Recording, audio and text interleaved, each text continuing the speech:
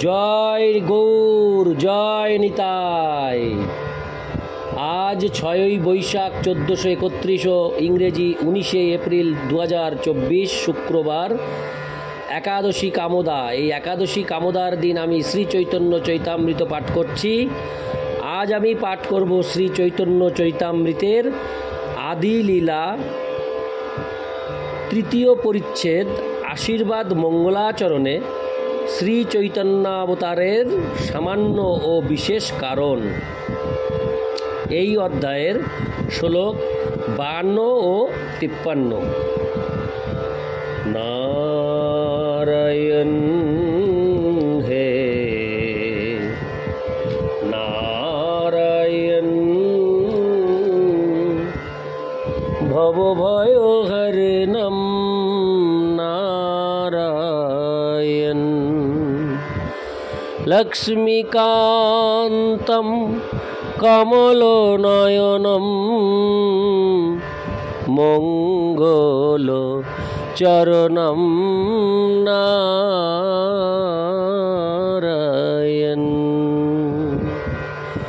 শ্লোক 52। কৃষ্ণবর্ণং তিসাহ কৃষ্ণং শাঙ্কোপাঙ্গাস্ত্র পার্শ্বদম, সাঙ্গোপাঙ্গাস্ত্র পার্শ্বদম, যজ্ঞৈ সংকীর্তন প্রায়ৈর্যজন্তি, সংকীর্তন প্রায়ৈর্যজন্তি হি সুমেধস। শ্লোকটি আমি আরেকবার পাঠ করছি।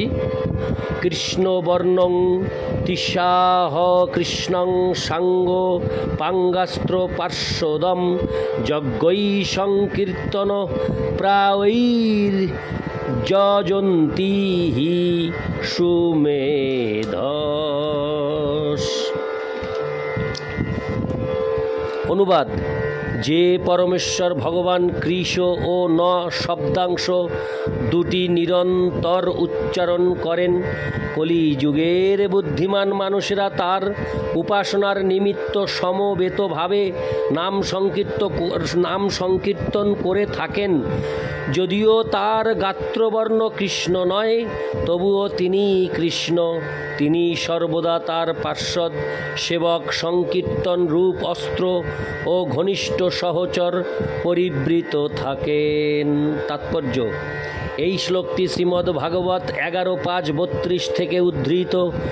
ক্রমসন্দর্ভ নামক শ্রীমদ্ ভাগবতের ভাষ্যে শ্রীল জীব গোস্বামী এই শ্লোকটির বিশ্লেষণ করে বলেছেন যে, সেই কৃষ্ণ গৌর কান্তি ধারণ করে অবতীর্ণ হন।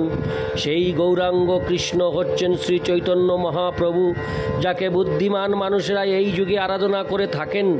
সেই কথা শ্রীমদ্ ভাগবতে গর্গ মুনিও বলেছেন। তিনি বলেছেন যে, যদিও শিশু কৃষ্ণের অঙ্গ কান্তি হচ্ছে কৃষ্ণবর্ণ, কিন্তু তিনি অন্য 3টি যুগে শ্বেত রক্ত ও পীত বর্ণ ধারণ করে অবতীর্ণ হন। তিনি সত্য ও ত্রেতা যুগে যথাক্রমে শ্বেত ও রক্তবর্ণের দেহ ধারণ করে অবতীর্ণ হয়েছিলেন, কিন্তু তিনি গৌর হরি রূপে বা শ্রী চৈতন্য মহাপ্রভু রূপে অবতরণ করার পূর্বে তার তপ্ত কাঞ্চনের মতো পীতবর্ণ আর কখনো প্রদর্শিত হয়নি।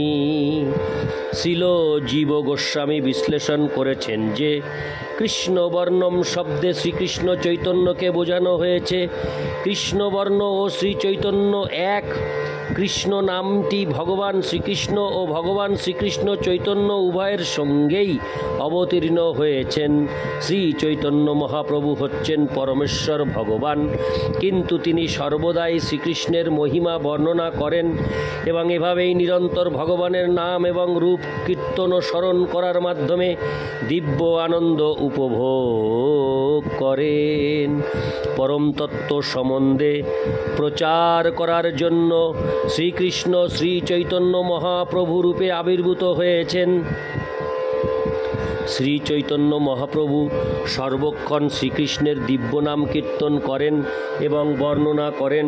আর যেহেতু তিনি স্বয়ং শ্রীকৃষ্ণ, তাই যেই তার সংস্পর্শে আসে সেই স্বতঃস্ফূর্তভাবে শ্রীকৃষ্ণের দিব্য নাম কীর্তন করতে শুরু করে এবং তারপর তা অন্যদের কাছে প্রচার করে।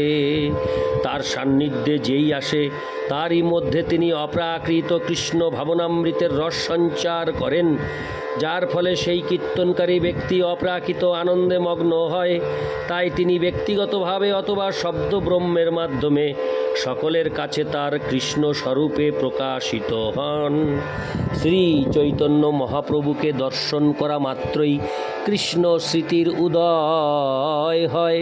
সেই জন্য তাকে বিষ্ণু তত্ত্ব বলে স্বীকার করা হয়েছে।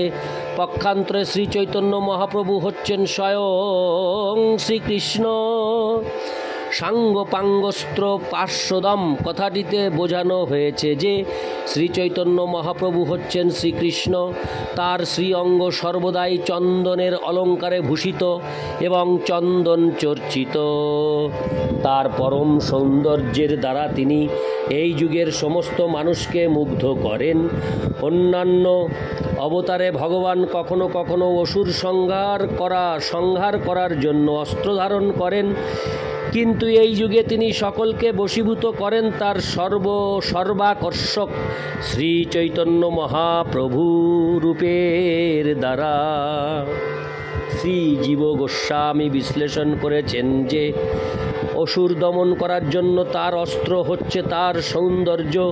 যেহেতু তিনি সর্বাকর্ষক, তাই বুঝতে হবে যে সমস্ত দেবতারা তার পার্শ্বদ রূপে তার সঙ্গে রয়েছেন। তার কার্যকলাপ অসাধারণ এবং তার পার্শ্বদেরা অপূর্ব। সংকীর্তন আন্দোলন প্রচারকালে তিনি বঙ্গভূমি ও উড়িষ্যা সহ সমগ্র ভারতবর্ষের বহু পণ্ডিত আচার্যদের আকৃষ্ট করেছেন। শ্রী চৈতন্য মহাপ্রভু সর্বদাই তার সর্বশ্রেষ্ঠ পার্ষদ শ্রী নিত্যানন্দ প্রভু, শ্রী অদ্বৈত আচার্য প্রভু, শ্রী গদাধর পণ্ডিত প্রভু ও শ্রীবাস প্রভুর দ্বারা পরিবৃত থাকেন। শ্রীল জীব গোস্বামী বৈদিক শাস্ত্র থেকে একটি শ্লোকের উল্লেখ করেছেন, যাতে বলা হয়েছে যে যাগযজ্ঞ অথবা মহোৎসব অনুষ্ঠান করার কোনো প্রয়োজন নেই। এই ধরনের বহির্মুখী আড়ম্বরপূর্ণ সমস্ত অনুষ্ঠানের পরিবর্তে জাতি ধর্ম নির্বিশেষে সমস্ত মানুষ একত্রিত হয়ে হরে কৃষ্ণ মহামন্ত্র কীর্তন করার মাধ্যমে শ্রী চৈতন্য মহাপ্রভুর আরাধনা করতে পারে। কৃষ্ণবর্ণং তিসাহ কৃষ্ণম বলতে বোঝানো হয়েছে যে কৃষ্ণের নামকে প্রাধান্য দিতে হবে। তাই শ্রী চৈতন্য মহাপ্রভুকে আরাধনা করার জন্য সকলকে একত্রিত হয়ে হরে কৃষ্ণ মহামন্ত্র হরে কৃষ্ণ কৃষ্ণ কৃষ্ণ হরে হরে, হরে রাম রাম রাম হরে হরে কীর্তন করতে হবে। মন্দির, মসজিদ অথবা গির্জায় ভগবানের আরাধনা করা সম্ভব নয়, কেননা মানুষ মন্দির, মসজিদ ও গির্জা সম্পর্কে তাদের উৎসাহ হারিয়ে ফেলেছে। কিন্তু মানুষ যে কোনো স্থানে সর্বদাই হরে কৃষ্ণ মহামন্ত্র কীর্তন করতে পারে। এভাবেই শ্রী চৈতন্য মহাপ্রভুর আরাধনা করার মাধ্যমে তারা সর্বশ্রেষ্ঠ কার্য সম্পাদন করতে পারে এবং মানব জীবনের মূল উদ্দেশ্য যে ভগবানের সন্তুষ্টি বিধান করা, এই সর্বশ্রেষ্ঠ ধর্ম অনুষ্ঠানের মাধ্যমে তারা সেই কাজেও সাফল্য লাভ করতে পারে। শ্রী চৈতন্য মহাপ্রভুর অগ্রগণ্য একজন অনুগামী ছিল সার্বভৌম ভট্টাচার্য বলেছেন, চিন্ময় ভগবত ভক্তির তত্ত্ব প্রায় লুপ্ত হয়ে গিয়েছে, তাই শ্রীকৃষ্ণ চৈতন্য আবির্ভূত হয়েছেন সেই ভগবত ভক্তির পন্থা পুনরায় প্রদান করার জন্য। তিনি এতই দয়ালু যে তিনি অকাতরে কৃষ্ণ প্রেম বিতরণ করেছেন। ভ্রমর যেমন পদ্মফুলের প্রতি আকৃষ্ট হয়, ঠিক সেইভাবেই সকলেরই অধিক থেকে অধিকতর তার শ্রীপাদ পদ্মের প্রতি আকৃষ্ট হওয়া উচিত। ইতি শ্লোক 52। শ্লোক 53।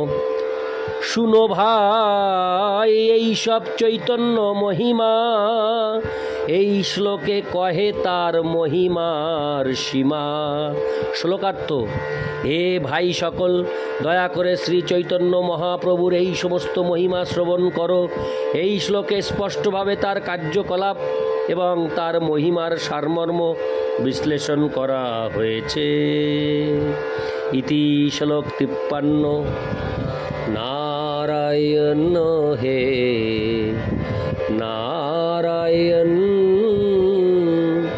ভবভয়হরণম নারায়ণ লক্ষ্মীকান্তম